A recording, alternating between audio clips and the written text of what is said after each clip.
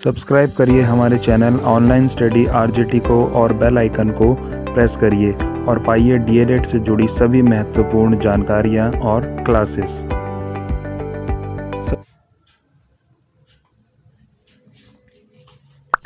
नमस्कार दोस्तों, सभी साथियों का स्वागत है एक बार फिर से आपके अपने ही चैनल पर। और दोस्तों देखिए, आप लोगों के कुछ साथी हैं जो जिनके मुझे कॉल या मैसेजेस आए हैं और उन्होंने ये बोला है कि सर आप हमें एक चीज़ तो थोड़ा सा जो है वो बता दीजिए कि किस तरीके से जो है हम डीएलएड की जो हमारा एग्ज़ाम है उसकी हम कॉपी जो है वो किस तरीके से लिखें जिससे कि हमारा पेपर अच्छे से अच्छा हो जाए। ठीक है, ऐसा नहीं है कि आप लोगों को देखिए आता नहीं है, आप लोगों को आती हैं सारी चीज़ें, पर देखिए कुछ चीज़ें होती हैं, कुछ स्ट्रेटजीज ऐसी होती हैं कि जो एग्ज़ाम से पहले अगर हम बना ले, प्लान अगर बना लें तो हमारा पेपर हाथ से जो निकलने वाला होता है ना उसको भी हम खींच लेते हैं, उसमें भी हम पास हो जाते हैं। कुछ आपसे अपने एक्सपीरियंसेस भी मैं जो है वो शेयर करूंगा, क्योंकि देखिए डीएलएड 2019 बैच का ही जो है मैं हूँ और ये जो है हमने जो है डीएलएड 2019 बैच हमारा अभी अभी जो है कंप्लीट हुआ है। आप सभी को पता है, आधे से ज़्यादा लोग जो है मुझे अच्छे से जानते भी हैं कि लगातार जब से डीएलएड 2019 बैच बना है तब से मैंने यूट्यूब चैनल जो है वो स्टार्ट किया था। ठीक है, असाइनमेंट्स करवाए स्टार्टिंग में और उसके बाद जो है लगातार आप लोगों के साथ जुड़ा हुआ हूँ, सारी डिटेल्स जो है वो आपको मैं देता रहता हूँ। ठीक है, तो आज इस वीडियो में मैं आपको यही बताऊंगा कि किस तरीके से आप कॉपी जो है वो अपनी लिखिए, किस तरीके से पेपर में बैठिए तैयार होकर के, या जो भी है सारी चीज़ें जो है वो बताऊंगा डिटेल में। ठीक है, तो उम्मीद करता हूँ आप लोगों को वीडियो पसंद आएगी। अधिक से अधिक वीडियो को शेयर करना अपने साथियों तक ताकि उन लोगों को भी हेल्प मिले। अब आप कुछ साथी ये भी सोच रहे होंगे कि क्यों ये सारी चीज़ें बताई जा रही हैं, क्योंकि देखिए थोड़ा सा आप लोगों को हेल्प होगी ज़रूर। इस वीडियो को जब आप एंड तक देखोगे ना, आप लोगों को कुछ ना कुछ जो है वो नया इसमें देखने को मिलेगा। सबसे पहली चीज़ देखिए, मैं आपको दिखा देता हूँ। मेरे पास देखिए क्वेश्चन पेपर ये है, क्वेश्चन पेपर ये मेरे पास है, ये हमारे ही पेपर हैं। तो आप देख सकते हो कि एक पेपर जो होता है वो आपका कितने नंबर का आता है, 25 नंबर का आता है। ठीक है, आपको पता है कि आपके डीएलएड में कितने सब्जेक्ट हैं? आपके डीएलएड में आपके देखिए 8 सब्जेक्ट हैं। आपको पता है 8 सब्जेक्ट है, जिसके अंदर फर्स्ट पेपर और सेकंड पेपर तो आपका जो है देखिए 50-50 नंबर का होता है, आप सभी को पता है। ठीक है, इसके बाद आपका एक जो है सामाजिक अध्ययन होता है, ये भी आपका 50 का होता है। अन्य जो आपके होते हैं 4, 5, 6, 7 और 8, ये आपके किसके होते हैं? ये आपके देखिए 25-25 नंबर के पेपर होते हैं। और ये 25 नंबर के पेपर जो होते हैं ना, यही सबसे बड़ा कन्फ्यूजन उत्पन्न करते हैं, यही सबसे बड़ा धर्म संकट पैदा कर देते हैं हमारे लिए कि भाई साहब 25 में से 12 नंबर लाने भारी पड़ जाते हैं हमारे लिए, है ना। आप सभी को पता है, परीक्षा आप देकर के आ रखे हो, इसमें आपको 25 नंबर जो है वो चाहिए पास होने के लिए और इसमें आपको 12 नंबर चाहिए पास होने के लिए। आप देखिए प्लान हमें कैसे करना है। सबसे पहले तो देखिए, अब आप क्या सोचिए, आपको पता है कि भाई हमारे पेपर आने वाले हैं, थर्ड सेमेस्टर सेकंड सेमेस्टर हमारी बैक लगी थी, पेपर आने वाले हैं। सबसे पहले तो दिमाग से सारी चीज़ें निकाल दो, पुरानी सारी चीज़ें निकाल करके फेंक दो कि भाई मेरी पहले बैक लगी थी, मेरे पहले नंबर कम आए थे, या मैं कभी पहले फेल हुआ था, कुछ नहीं, दिमाग से निकाल दो। आप एक बात सोचो कि आप लोग ग्रेजुएशन पास करके बीटीसी दे रहे हो, तो बेवकूफ़ तो आप हो नहीं। देखो आप लोग, मेरे अंदर भी ये चीज़ें कभी कभार आ जाती हैं कि कभी देखिए ऐसा होता है ना, जब परीक्षा आती है ना, ये चीज़ें बहुत दिमाग में चलती हैं कि कहीं फेल ना हो जाए, ठीक है, और कहीं हमारा रिजल्ट खराब ना आ जाए, हमारी बेइज्जती हो जाएगी, हो जाएगा। इस चीज़ का बहुत ज़्यादा डर रहता है, हमारा आगे का फ्यूचर कैसा होगा। ठीक है, देखिए फ्यूचर की बात ऐसी है कि जो नसीब में होगा ना वही होना है, ये चीज़ आप मान करके चलो। पर आपको क्या करना है, आपको अपना बेस्ट देना है। अब आप देखिए, अब एक चीज़ आप देख करके चलिएगा। देखिए आप, मैं यहाँ पर दो भाग में इसको बांट देता हूँ, और इधर जो है हम काम करेंगे 50 नंबर के पेपर वाला, इधर जो हम काम करेंगे 25 नंबर के पेपर वाला करना है। तो काम हमें क्या करना है, सबसे पहले तो आपको अभी से जो आप तैयारी कर रहे हो तैयारी करते रहो, ज़्यादा से ज़्यादा मैटर पढ़ने की कोशिश करो। देखिए जब आप के दिमाग में टारगेट रहेगा ना कि भाई मेरे को इस बार सेकंड सेमेस्टर बैक और थर्ड सेमेस्टर दोनों पेपरों को उड़ा देना है, उड़ा देने का मतलब है दोनों पेपर पास कर देना है, तो आपको ऑटोमेटिकली अंदर से मन करेगा आपको पढ़ना है। देखिए मैं आपसे एक चीज़ बताऊँ, मैंने लाइफ में 10th और 12th किया है। ठीक है, करा है तभी यहाँ तक आया हूँ।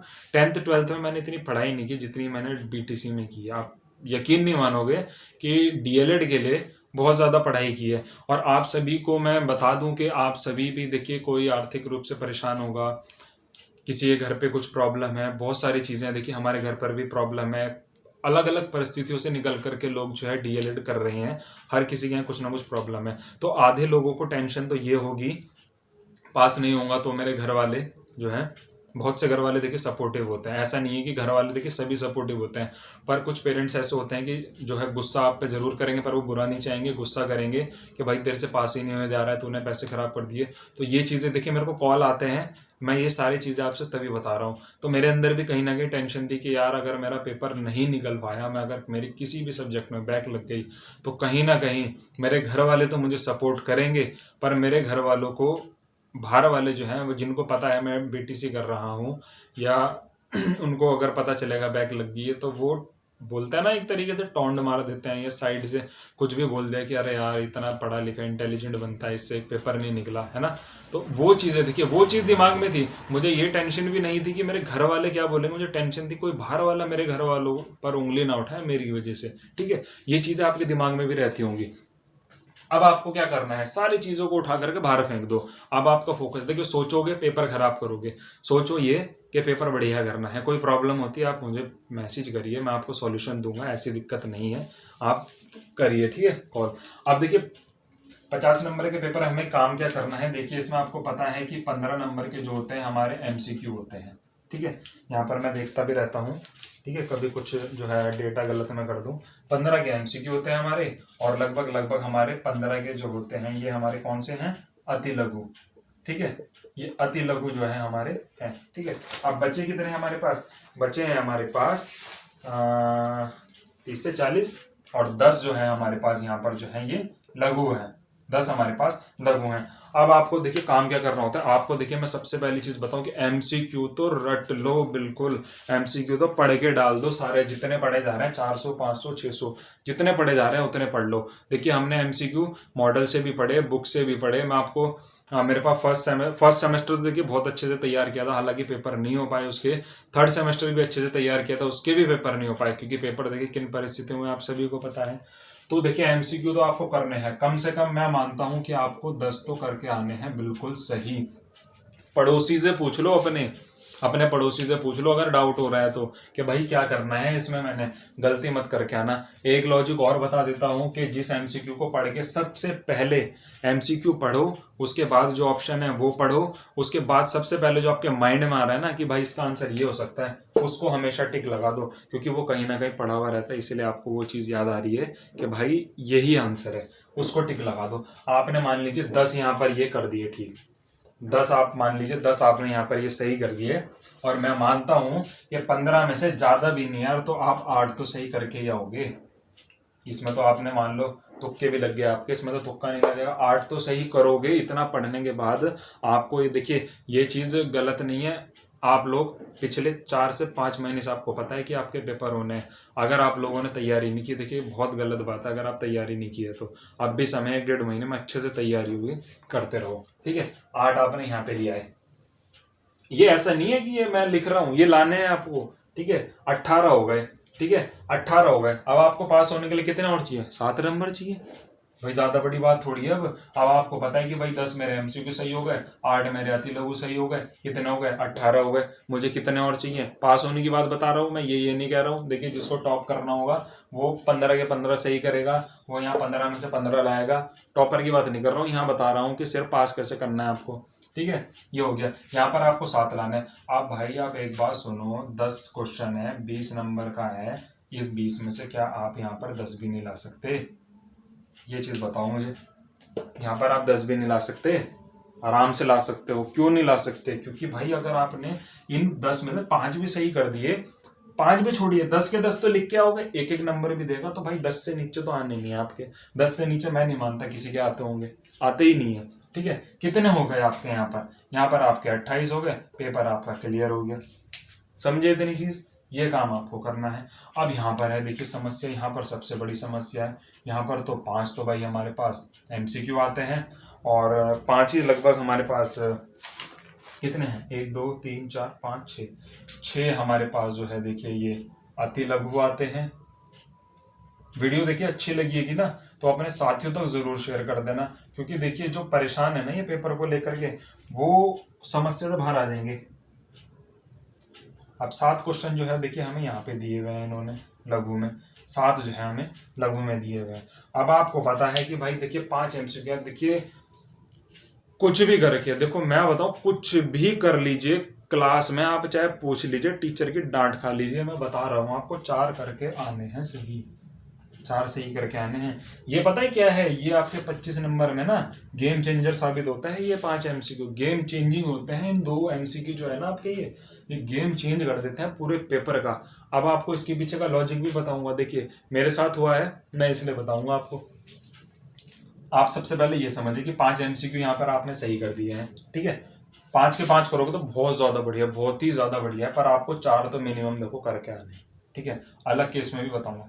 4 यहाँ से आपने ये सही कर दिए, ठीक है। अब यहाँ पर आपके पास अति लघु है। अब अति लघु में देखिए आपने कोशिश करी, जैसे तैसे कोशिश करी, आपने यहाँ पर चलिए 3 सही कर दिए, मान लीजिए आपने 3 सही कर दिए, ठीक है।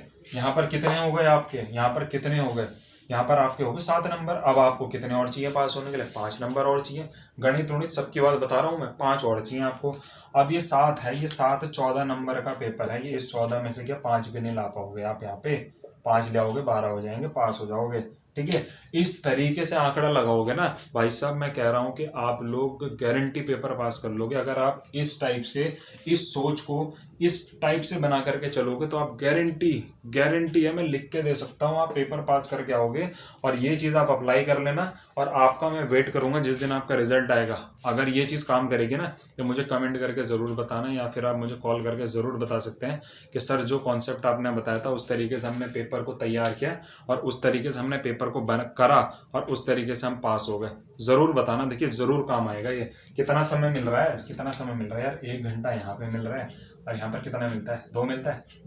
मैं तो देखिए भूल भी गया, अभी मैंने खुद बीटीसी करी, मैं भूल रहा हूँ, ठीक है। मैं देख लेता हूँ एक बार, कभी कभार देखिए दिमाग जो है वो काम नहीं करता है, ठीक है। 2 घंटे यहाँ मिल रहा है, 1 घंटा यहाँ मिल रहा है। तो भाई देखो मैथ्स में मुझे पता है, मैथ्स में समस्या आती है, इसीलिए तो कह रहा हूँ कि कोशिश करना कि यहाँ 5 सही कर लो कम से कम। 5 नहीं कर लिए, चलो आपने 4 सही कर लिए, ठीक है। 4 यहाँ सही कर लो, और कम से कम 5 यार यहाँ सही कर लो, 4 यहाँ ही कर लो, चलो 4 यहाँ कर लो, 5 यहाँ कर लो, ठीक है।